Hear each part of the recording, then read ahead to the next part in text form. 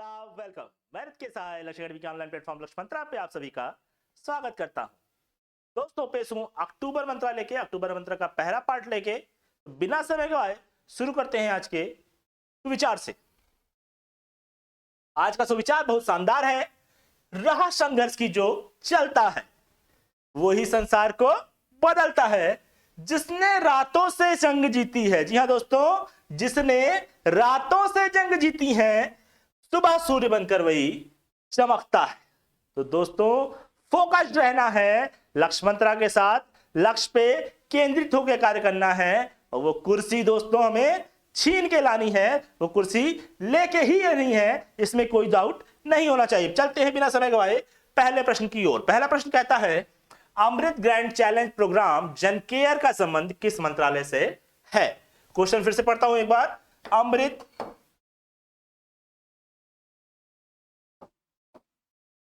अमृत grand challenge programme है ना। अमृत grand challenge programme क्या है भैया? जन केयर योजना। क्या है? जन केयर योजना। इसका संबंध किस मंत्रालय से है? ऑप्शन आपके सामने है। सूचना और प्रसारण मंत्रालय, स्वास्थ्य एवं परिवार कल्याण मंत्रालय, विज्ञान प्रौद्योगिकी मंत्रालय और खेल मंत्रालय। तो सही जवाब क्या है इसका? जी हां, एकदम सही कहा आपने। इसका सही जवाब है विज्ञान और प्रौद्योगिकी मंत्रालय। जी हां, विज्ञान और प्रौद्योगिकी मंत्रालय द्वारा शुरू किया गया जन केयर योजना, जिसका प्रमुख उद्देश्य था भारत के अमृत महोत्सव को लेकर के हम मना रहे हैं। भारत का अमृत महोत्सव, आजादी का महोत्सव मना रहे हैं, जिसके अंतर्गत जिस उत्सव का नाम दिया गया हमने अमृत महोत्सव। और यह क्यों मनाया जा रहा है आप सभी को पता है। भारत की आजादी के 75 वर्ष पूर्ण होने की खुशी में, है ना। इसी अवसर पर जन केयर योजना शुरू किया गया है विज्ञान एवं प्रौद्योगिकी मंत्रालय द्वारा। क्या है? तो यह मनाया जाएगा टेलीमेडिसिन। क्या भैया? टेलीमेडिसिन।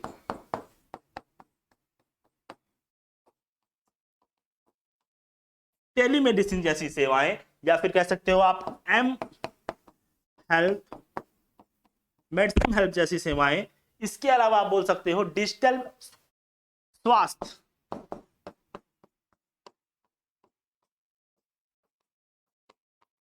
ऐसी कुल 75 योजनाओं को मर्ज करके यह प्रोग्राम स्टार्ट किया गया है विज्ञान प्रौद्योगिकी मंत्रालय। इसका मुख्य उद्देश्य है स्वास्थ्य में आर्टिफिशियल इंटेलिजेंस का प्रयोग कैसे किया जाए, स्वास्थ्य में टेलीमेडिसिन का प्रयोग कैसे किया जाए, डिजिटल हेल्थ का प्रयोग कैसे किया जाए, एम हेल्थ का प्रयोग कैसे किया जाए। ये सभी योजनाओं का प्रयोग क्या और अच्छा किया जा सकता है।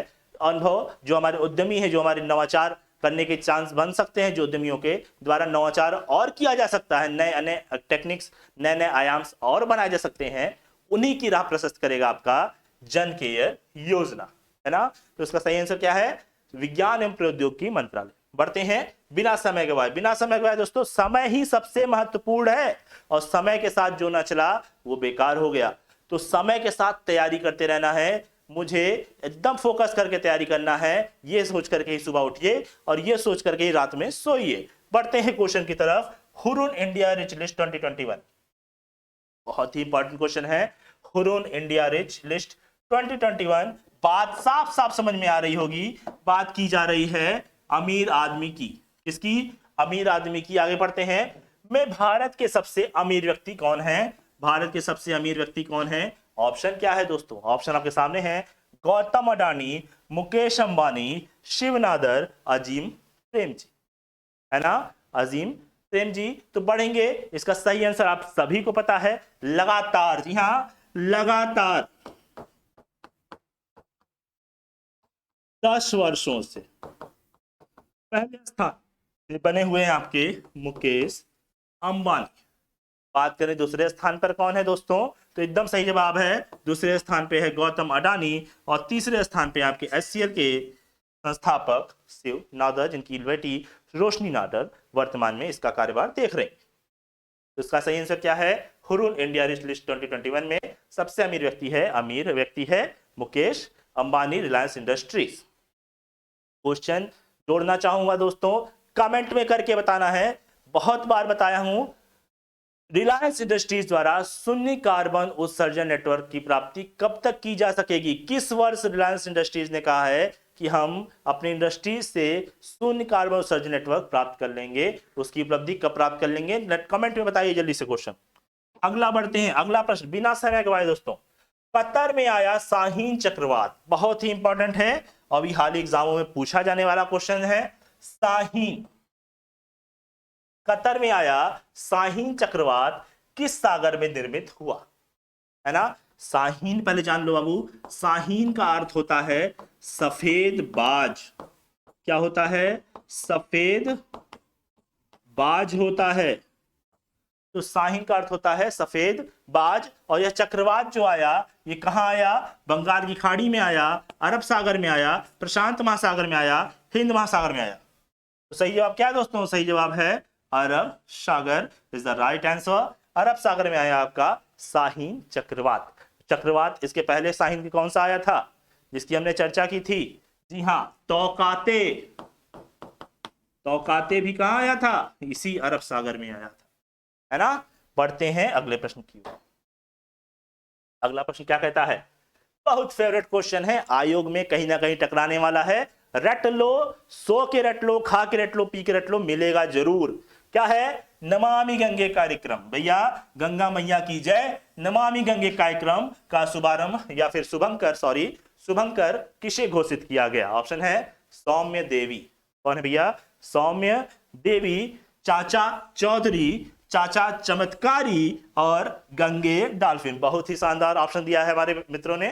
चाचा चमत्कारी इज द रॉन्ग आंसर। जी हाँ, चाचा चमत्कारी गलत आंसर है। बात करें अगर गंगे डॉल्फिन की, तो आपको पता है कौन है, ये हमारी राष्ट्रीय जलीय जीव।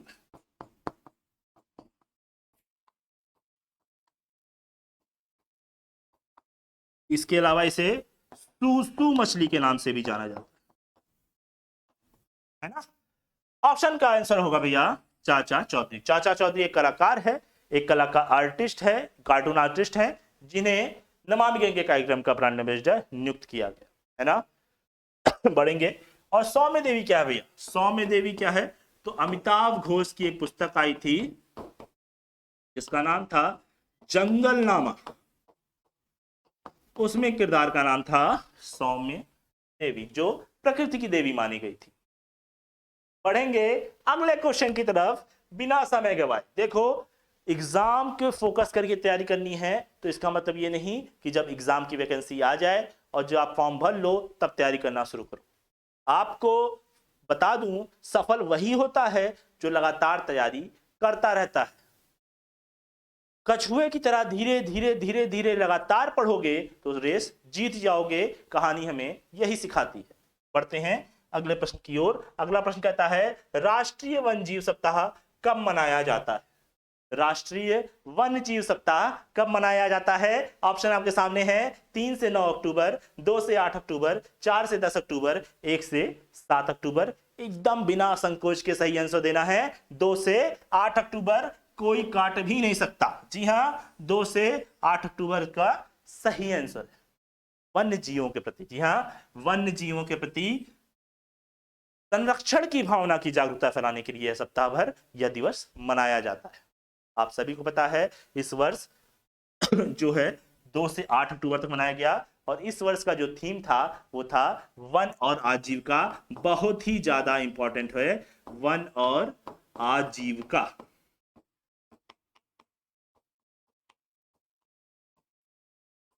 वन और आजीविका क्या है, इस वर्ष का वन्य जीव सप्ताह का थीम था 2021 का।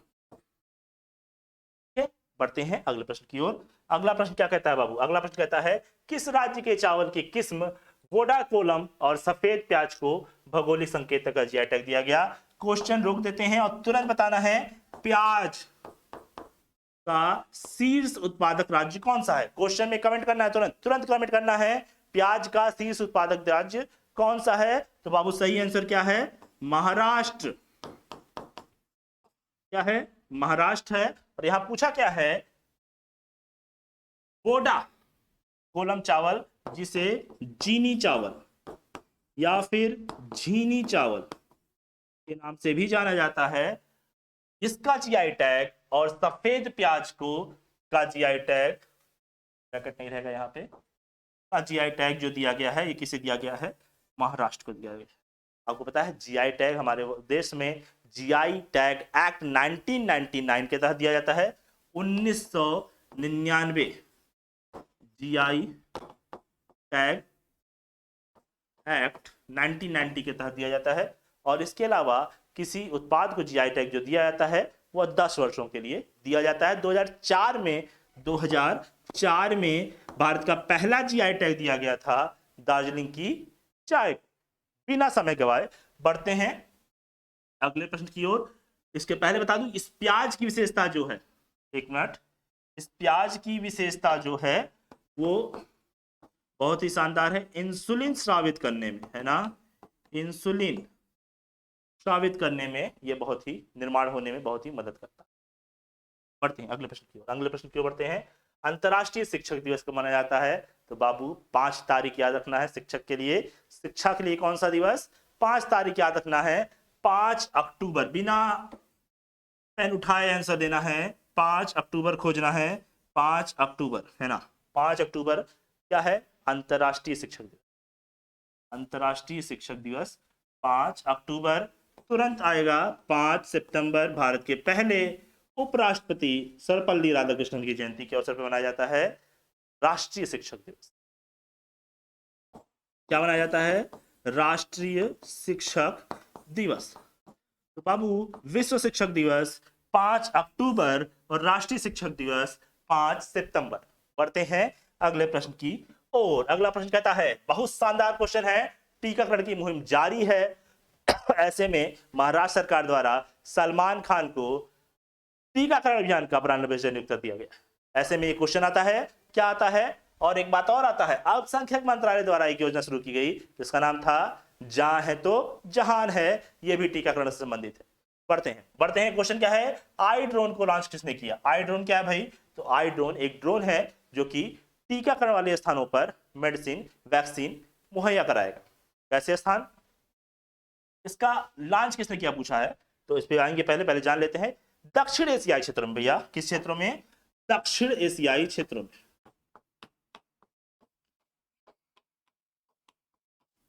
तो दक्षिण एशियाई के सुदूर क्षेत्रों में टीकाकरण पहुंचाने के लिए, वैक्सीन पहुंचाने के लिए आई ड्रोन की शुरुआत की गई। आई ड्रोन को लॉन्च किया गया और ये लॉन्च किया गया केंद्रीय स्वास्थ्य मंत्री मनसुख भाई मांडविया, मकसूद भाई लक्ष्मण भाई मांडविया इसका सही आंसर होगा। बढ़ते हैं अगले प्रश्न की ओर। एशियाई, सुदूर एशियाई देशों में, सुदूर एशियाई क्षेत्रों में वैक्सीन पहुंचाने के लिए आई ड्रोन का लॉन्च किया गया था आईसीएमआर के साथ। इनमें से कौन सा राज्य दालचीनी की संगठित खेती शुरू करने वाला पहला राज्य बन गया? तो आपके सामने ऑप्शंस क्या है? आपके सामने ऑप्शंस है हरियाणा, पंजाब, उत्तराखंड, हिमाचल प्रदेश। हरियाणा, पंजाब, उत्तराखंड, हिमाचल प्रदेश। तो इसका सही आंसर क्या है? इसका सही आंसर है हिमाचल प्रदेश। इसका सही आंसर क्या है? हिमाचल प्रदेश। दालचीनी की संगठित खेती शुरू करने वाला कौन सा देश हो गया? हिमाचल प्रदेश हो गया। इसके अलावा आपको पता होगा, मैंने बताया है, मूंगफल, है ना, मूंगफल की खेती करने वाला भारत का पहला राज्य। इसके अलावा हींग की खेती, है ना, हींग की खेती यहीं से शुरू होती है हिमाचल प्रदेश के लाहौल स्फीति जिले में। हिमाचल प्रदेश के लाहौल स्फीति जिले में। उसी तरीके से आया आपका दालचीनी का संगठित खेती करने वाला भारत का पहला राज्य हिमाचल प्रदेश। दालचीनी से एक ट्रिक बताया था, दाल अनुसंधान केंद्र और चीनी अनुसंधान केंद्र। जी हां, दाल अनुसंधान केंद्र और चीनी अनुसंधान केंद्र दोनों स्थित है कानपुर में। बढ़ते हैं अगले प्रश्न की ओर बिना समय गवाए। अगला प्रश्न कहता है, भारतीय भारोत्तोलन महासंघ का अध्यक्ष किसे नियुक्त किया गया? बजरंग पुनिया, मीराबाई चानू, कर्णम मल्लेश्वरी, सहदेव यादव। बाबू रट लो। बजरंग पुनिया गलत है, मीराबाई चानू गलत है, कर्णम महेश्वरी गलत है। सही जवाब क्या है? Sahdev Yadav. Sahdev Yadav is the right answer. Sahdev Yadav को चुना गया है भारतीय भारोत्तोलन महासंघ, इंडियन वेटलिफ्टिंग एसोसिएशन का अध्यक्ष। बात करेंगे मीराबाई चानू की, तो आपको याद दिलाऊं स्टे इन प्ले बहुत ही इंपॉर्टेंट है। स्टे इन प्ले अभियान का ब्रांड एम्बेसडर बनाया गया था मीराबाई चानू को। महिलाओं को बीमारी संबंधी चीजों के कारण जो महिलाएं छोड़ रही हैं खेल, उनको उत्साहित करने के लिए कि वो खेल में बनी रहे, इसके लिए शुरू किया गया था स्टे इन। पढ़ते हैं अगले प्रश्न की ओर। अगला प्रश्न कहता है जिम कॉर्बेट नेशनल पार्क। क्या कहता है? जिम कॉर्बेट नेशनल पार्क का नया नाम क्या कर दिया गया? जिम कॉर्बेट नेशनल पार्क का नया नाम क्या कर दिया गया? तो आपके पास ऑप्शन है रामगंगा नेशनल पार्क, जी हां, Pratham national park, Shivganga national park, या फिर राजाजीपुरम नेशनल पार्क। क्या है भाई आंसर इसका? क्या पूछा? पूछा जिम कॉर्बेट नेशनल पार्क का नया नाम पूछा। बताना चाहूंगा 1936। क्या बताना चाहूंगा? 1936 में बन के तैयार हुआ हैली नेशनल,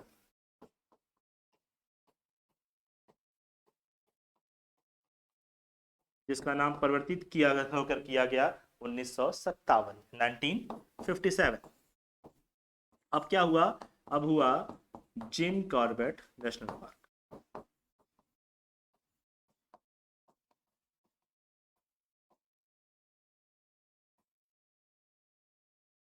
ठीक है भैया। अब बढ़ते हैं आगे। 2021 में इसका नाम परिवर्तित होकर हो गया रामगंगा नेशनल पार्क। क्या हो गया? Ramganga national park. याद रखना है 1936 में था हैली नेशनल पार्क, 1957 में जिम कॉर्बेट नेशनल पार्क, और 2021 में इसका नाम परिवर्तित होकर के हो गया है रामगंगा नेशनल पार्क। पढ़ते हैं बिना समय गवाए अगले प्रश्न की ओर। हेनले पासपोर्ट इंडेक्स 2021 में भारत को कौन सा स्थान प्राप्त हुआ है? ऑप्शन आपके सामने है 81, 85, 84, 90। ठीक है। हेनले एंड पार्टनर्स द्वारा जारी किया जाता है हेनले पासपोर्ट इंडेक्स, और इसका मूल उद्देश्य होता है कि आपके पासपोर्ट में कितनी ताकत है। क्या है? आपके पासपोर्ट में कितनी ताकत है कि कितने देशों में वह वीजा मुक्त, कैसा? वीजा मुक्त यात्रा करवा सकता है। ऐसे सूचकांक में शीर्ष स्थान पर रहा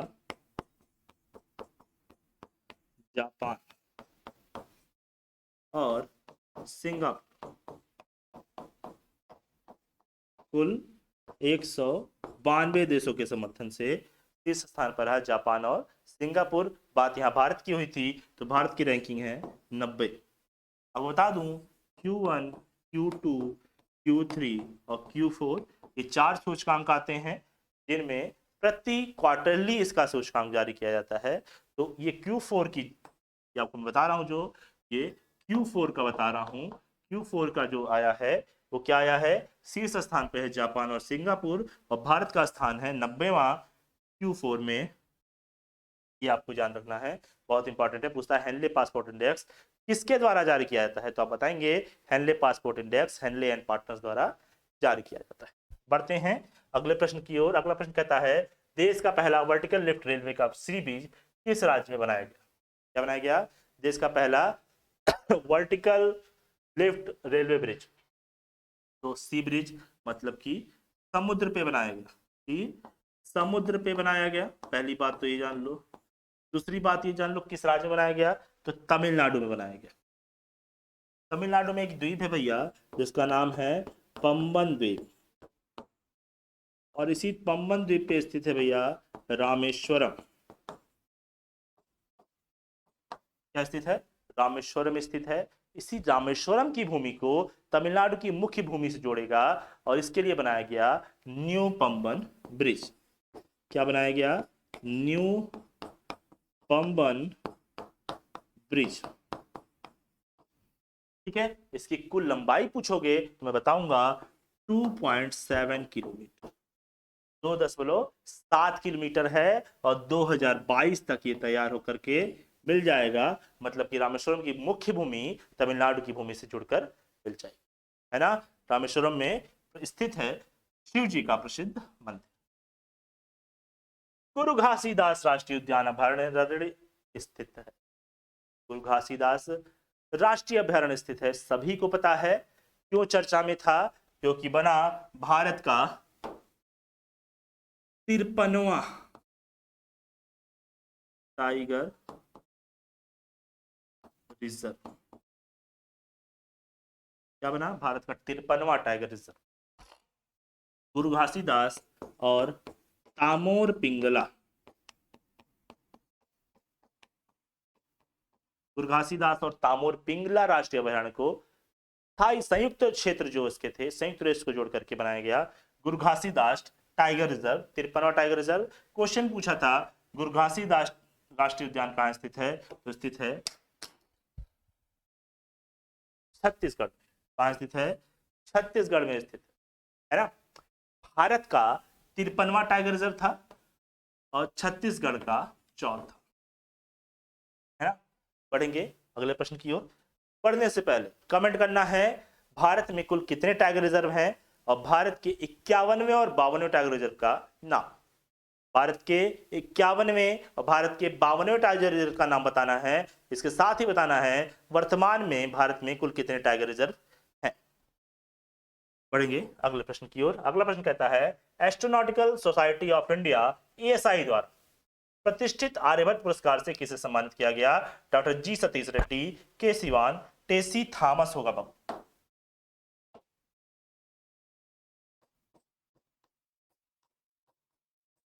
टेसी थॉमस, विनोद कुमार यादव। बाबू सबको पता है ASI है ना, ASI द्वारा प्रतिष्ठित आर्यभट्ट पुरस्कार जो दिया जाता है वो दिया गया डॉक्टर जी सतीश रेड्डी को, जो कि वर्तमान में DRDO के अध्यक्ष हैं, डिफेंस रिसर्च डेवलपमेंट ऑर्गेनाइजेशन के अध्यक्ष हैं। स्थापना होती है 1958 में, मुख्यालय है नई दिल्ली, है ना। अगर बात करना चाहोगे के सिवान की, बात करना चाहोगे के सिवान की, पहले बता दूं इसका सही आंसर क्या है? डॉक्टर जी सतीश रेड्डी। डॉक्टर जी सतीश रेड्डी को दिया गया था आर्यभट्ट पुरस्कार ASI के द्वारा। और DRDO का फॉर्म मैंने बता दिया, डिफेंस रिसर्च डेवलपमेंट ऑर्गेनाइजेशन। स्थापना होती है 1958 में, नई दिल्ली में स्थित है। इसके बाद बात करते हैं अगर डॉक्टर के सिवान का, तो इसरो के संस्थापक, इंडियन स्पेस रिसर्च ऑर्गेनाइजेशन, 15 अगस्त 1969 में स्थापना होती है इसरो की। इन्हें मिसाइल मैन के नाम से भी, अरे sorry, rocket man, missile man के नाम से तो APJ अब्दुल कलाम को जानते हैं, इन्हें रॉकेट मैन के नाम से भी जाना जाता है। रॉकेट मैन के नाम से जाना जाता है डॉक्टर के सिवान को। इसके अलावा टेसी थॉमस को भारत का रॉकेट वुमेन कहा जाता है ना। और एक ऑप्शन और था विनोद कुमार यादव का, आपको पता है भारतीय रेलवे बोर्ड के पूर्व अध्यक्ष हैं, जिन्हें हाल ही में वैज्ञानिक पुरस्कार से सम्मानित किया गया था। दोस्तों आर्यभट्ट पुरस्कार जो दिया गया डॉक्टर जी सतीश रेड्डी को, क्यों दिया गया? क्योंकि बहुत ही अग्रदूत रहते हैं वैमानिक उन्नत वैमानिकी में, विमान संबंधी चीजों में ये। उसके अलावा मिसाइल में बहुत ज्यादा इनकी चर्चा रहती है, मिसाइल में बहुत ज्यादा प्रोत्साहन देते हैं, बहुत ज्यादा अच्छा मार्गदर्शन देते हैं, नेविगेशन क्षेत्र में बहुत अच्छा मार्गदर्शन देते हैं, जिस नाते इन्हें यह पुरस्कार दिया गया। बढ़ते हैं अगले प्रश्न की ओर। किस राज्य ने कन्याकुमारी लॉन्ग को भौगोलिक संकेतक GI टैग दिया? पहले ही बता चुका हूं, GI टैग एक्ट, रिपीट कर रहा हूं, 1990 के तहत दिया जाता है। भारत का पहला GI टैग 2004 में दिया गया था दार्जिलिंग की चाय को। इसके अलावा वर्तमान क्वेश्चन की जो बात करता है तो कन्याकुमारी लॉन्ग है ना, कन्याकुमारी लॉन्ग का जो GI टैग दिया गया है, यह दिया गया है तमिलनाडु। इसे दिया गया है तमिलनाडु को दिया गया है, एकदम रट लो, इसमें कोई ऑप्शन और नहीं सही। प्रतिवर्ष अंतरराष्ट्रीय बालिका दिवस किस दिन मनाया जाता है? प्रतिवर्ष अंतरराष्ट्रीय बालिका दिवस किस दिन मनाया जाता है, ये क्वेश्चन है आपका। आपके पास ऑप्शंस हैं 11 अक्टूबर, 12 अक्टूबर, 13 अक्टूबर, 10 अक्टूबर। आप सभी को पता है प्रतिवर्ष अंतरराष्ट्रीय बालिका दिवस जो मनाया जाता है वो मनाया जाता है 11 अक्टूबर को। यूनाइटेड नेशन द्वारा घोषणा की गई थी कि 11 अक्टूबर को हम मनाएंगे अंतरराष्ट्रीय बालिका दिवस। बात करें अगर राष्ट्रीय बालिका दिवस कब मनाते हैं दोस्तों,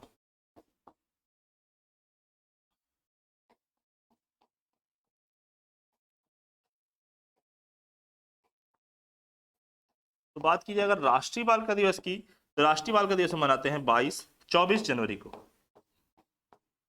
24 जनवरी को। बात करें अगर 8 मार्च को क्या मनाया जाता है, तो 8 मार्च को मनाते हैं अंतरराष्ट्रीय इंटरनेशनल वुमेन्स डे। अंतरराष्ट्रीय वुमेन्स डे मनाते हैं।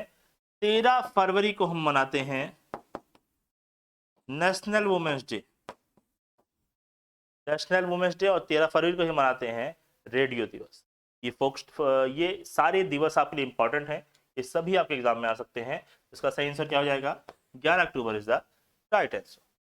बिना समय गवाए इनमें से किसे इलाहाबाद उच्च न्यायालय का मुख्य न्यायाधीश नियुक्त किया गया, justice Rajesh Bindal, justice Bala Saheb Bhosale, Walter Morgan, justice Govind Mathur. यहाँ छूट गया, इन्होंने जस्टिस लिखना चाहिए था। चमत्कारी बाबा का काम हुआ लग रहा है। जस्टिस मॉर्गन, वॉल्टर मॉर्गन को पता है इलाहाबाद हाई कोर्ट के पहले न्यायाधीश थे, है ना। और वर्तमान में कौन है भैया, तो वर्तमान में जस्टिस राजेश बिंदल। रट लेना है, इलाहाबाद हाई कोर्ट के मुख्य न्यायाधीश वर्तमान में कौन है, जस्टिस राजेश बिंदल। भारत के सीजीआई कौन है, एक नाम आना चाहिए, एनवी रमना, 48वें मुख्य न्यायाधीश भारत के। किस राज्य और केंद्र शासित प्रदेश ने देश के मेंटर कार्यक्रम शुरू किया, बहुत ही सुंदर कार्यक्रम है। मैं पर्सनली इस कार्यक्रम का बहुत ही मुरीद हूं, क्योंकि वास्तव में हमारे देश में इसकी बहुत ही आवश्यकता है। लोग पढ़ते हैं, उन्हें पता नहीं होता कि किस तरफ पढ़ा जाए, किस तरफ पढ़ा जाए, आगे अब क्या किया जाए। ऐसे में मेंटर की भूमिका अगर किसी की मिल जाए तो बहुत ही शानदार काम होगा। और ये शुरुआत की है आम आदमी पार्टी के दिल्ली सरकार ने। नई दिल्ली, किस राज्य ने, केंद्र शासित प्रदेश ने देश के मेंटर कार्यक्रम की शुरुआत की, तो देश का मेंटर एक ऐसा कार्यक्रम है जो यहाँ पे कहा गया कि लोग अपनी स्वेच्छा से सप्ताह में एक दिन 10 मिनट फोन करके किसी भी विद्यालय के बच्चे को गोद ले सकते हैं और सप्ताह में 10 मिनट उनको मार्गदर्शन दे दे, परामर्श दें, किस प्रकार पढ़ना है, कैसे पढ़ना है, क्या पढ़ना है, आगे क्या करना है। परामर्श के लिए यह शुरू किया गया और इसका ब्रांड एम्बेसडर नियुक्त किया गया सोनू सूद। ऐसी योजना है कि लोग पढ़ेंगे तो पता चलेगा क्या पढ़ के, जैसे मान लो मैं बीए कर रहा हूं, तो मैं बीए बनने के बाद अगर बीएससी करने, अरे एमएससी कर लूं तो कोई मतलब है क्या। या मुझे आईएएस बनना है तो मैं बीए पढूं या बीकॉम पढूं या बीटेक करूं, है ना। तो ये परामर्श मिल जाएगा कि किस में रुचि है, क्या करना चाहिए। इसके ब्रांड एम्बेसडर नियुक्त किया गया सोनू सूद को और दिल्ली सरकार द्वारा इसे शुरू किया गया। पढ़ेंगे अगले प्रश्न की ओर। देश में पहली बार ship to ship LPG operation किस बंदरगाह पर किया, मतलब एक शिप से एलपीजी कनेक्शन का ट्रांसफॉर्मेशन दूसरे शिप पे किया गया, ऐसा जिसमें पहली बार हुआ। और कुल कितना समय लगा, कुल कितना समय लगा दोस्तों, तो कुल समय लगा 17 घंटे। कितना समय लगा, 17 घंटे में एक शिप से दूसरे शिप पर एलपीजी गैस का कनेक्शन, एलपीजी गैस का हस्तांतरण कर दिया गया।